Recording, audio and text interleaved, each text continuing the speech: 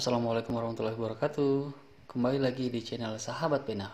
Pada kesempatan kali ini, kita akan membahas mengenai Undang-Undang Kesehatan, Peraturan Menteri Kesehatan, dan Pembatasan Sosial. Kita mulai. Nomor 1. Untuk mewujudkan pusat kesehatan masyarakat yang efektif, efisien, dan akuntabel dalam penyelenggaraan pelayanan kesehatan tingkat pertama yang bermutu dan berkesinambungan dengan memperhatikan keselamatan pasien dan masyarakat, dibutuhkan pengaturan organisasi dan tata hubungan kerja pusat kesehatan masyarakat. Pertanyaannya, peraturan yang dimaksud adalah A. PMK nomor 75 tahun 2014, B. PMK nomor 43 tahun 2019, C. PMK nomor 64 tahun 2015, D. PMK nomor 30 tahun 2018. Jawabannya adalah B. Untuk opsi A, PMK nomor 75 tahun 2014 itu memang mengatur tentang puskesmas, tapi sudah dicabut dan dinyatakan tidak berlaku lagi karena sudah terbit PMK nomor 43 tahun 2019 yang mengatur tentang pusat kesehatan masyarakat terbaru. Untuk opsi C, PMK nomor 64 tahun 2015 itu tentang organisasi dan tata kelola atau tata kerja Kementerian Kesehatan. Untuk opsi D itu merupakan perubahan atas PMK nomor 64 tahun 2015 tentang organisasi dan tata kerja Kementerian Kesehatan. Cukup jelas ya. Kita lanjut ke nomor 2. Undang-undang yang mengatur tentang rumah sakit adalah A. Undang-Undang nomor 44 tahun 2009, B. Undang-Undang nomor 29 tahun 2004, C. Undang-Undang nomor 36 tahun 2014, D. Undang-Undang nomor 24 tahun 2011. Jawabannya adalah A. Untuk opsi B, Undang-Undang nomor 29 tahun 2004 itu tentang praktik kedokteran. Opsi C, Undang-Undang nomor 36 tahun 2014 tentang tenaga kesehatan.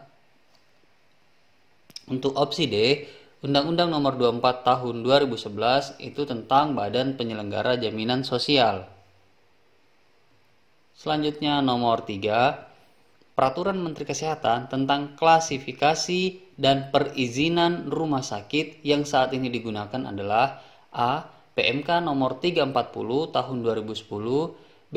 PMK nomor 56 tahun 2014, C. PMK nomor 30 tahun 2019, D. PMK nomor 3 tahun 2020.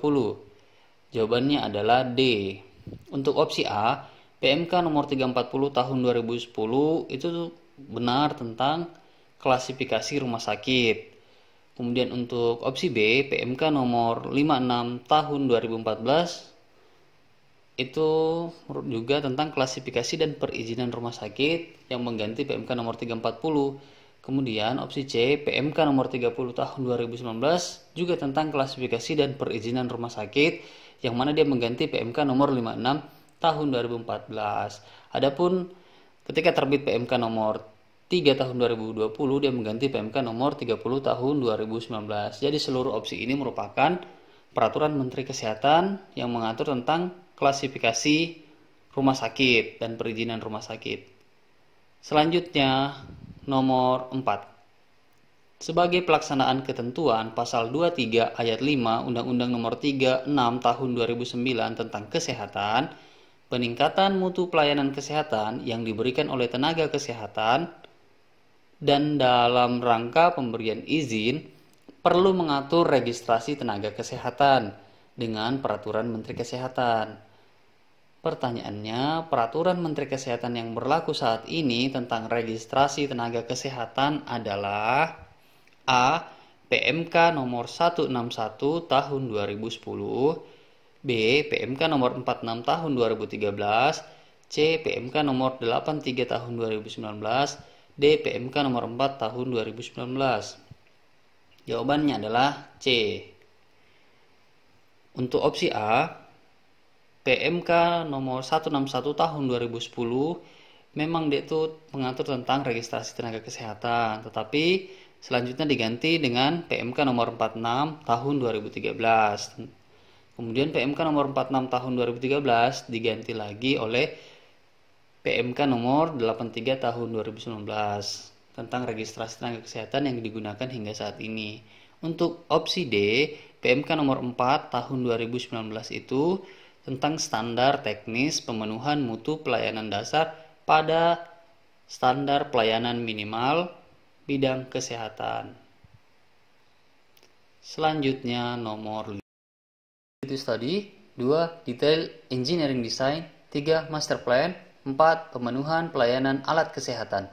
Pertanyaannya, persyaratan untuk memperoleh izin mendirikan rumah sakit meliputi A. 1, 2, dan 3, B. 1 dan 3, C. 2 dan 4, D. 4, E. Semua benar.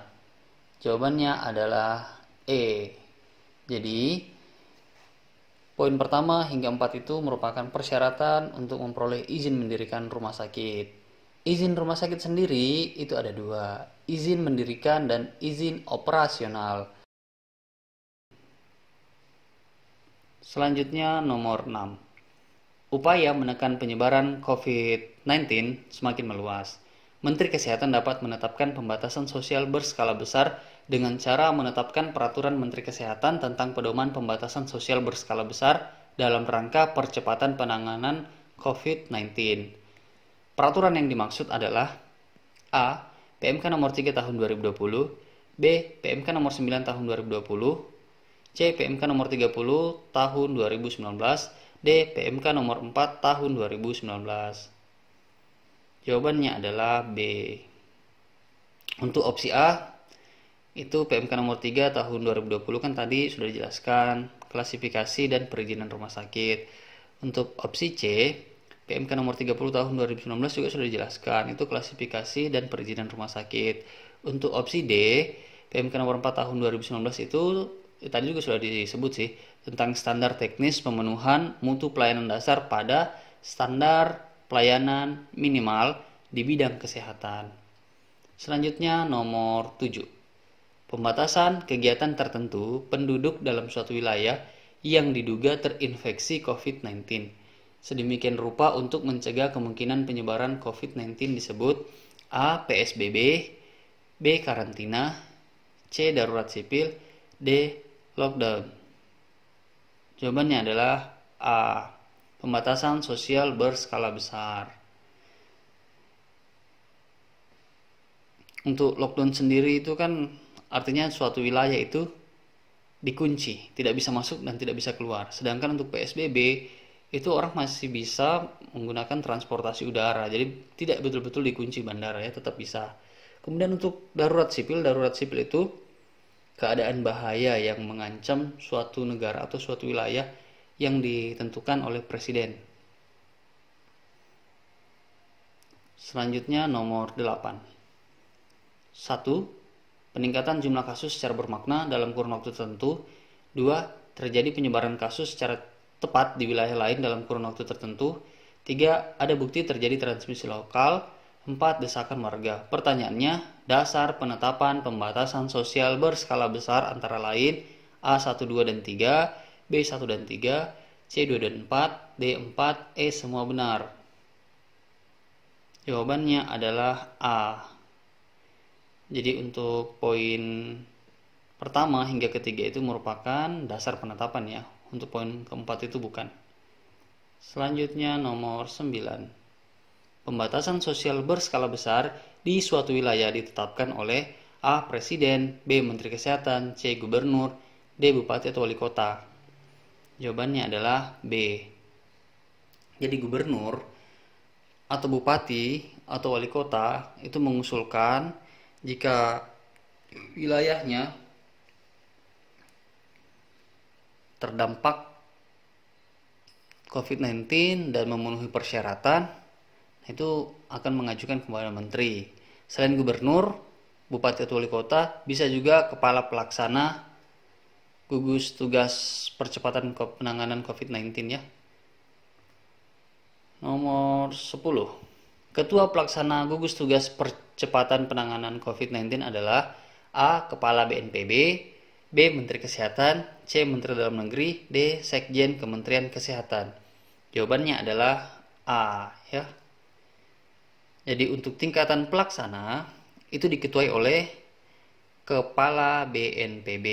Sedangkan untuk Wakil Ketua 1 itu oleh Sekjen Kementerian Kesehatan.